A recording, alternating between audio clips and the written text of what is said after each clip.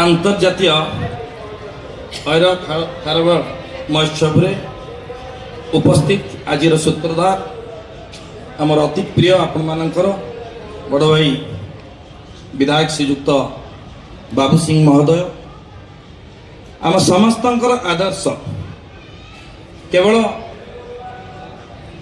आज नुहे विगत दिन में आम मैंने जो कॉर्पोरेटर थिलु आमर सम्मान्य वर्तमान लोकसभा सांसद श्रीमती अपराजिता षडंगी महोदया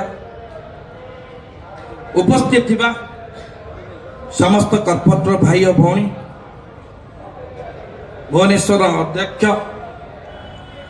श्रीमती निरुपमा भौणी उपस्थित थिबा मो मंच आगरे गुरुजन मंडली माँ मौसी समस्त को आज पवित्र दिन में अंतर गभीरतम प्रदेश हार्दिक अभिनंदन जनाऊँ। बंधुगण आम आज ये जगार ठियाचे पवित्र माटी ठियाचे आम समस्ते जानीचे ये जो सबुजमय एवं सुदूर प्रसार पहाड़ ए खंडगिर पाददेश एवं प्रत्येक गुंफा खंडगिर एवं उदयगिर तार प्रत्येक मनर कहानी लिखि रखी से जगार से पवित्र जगार जो जगार सम्राट से ऐर खारब तांकर पराक्रम जारी करथिले एपटे खंडगिरी सेपटे धौली सेपटे दी जनकर ये जो कीर्तिमान जो परंपरा को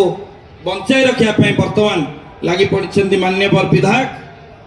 आमर सांसद अच्छा लड़ुआ भाई और भौणी दुई जन मु जानी जहाँ कहले बाबू भाई समस्ते जो 3 दिन सूत्र धरिकी चली ए सूत्र बाबू भाई सूत्र ए सूत्र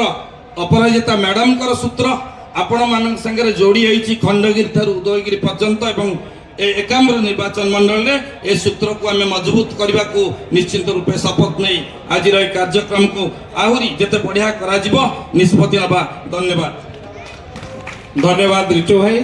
आम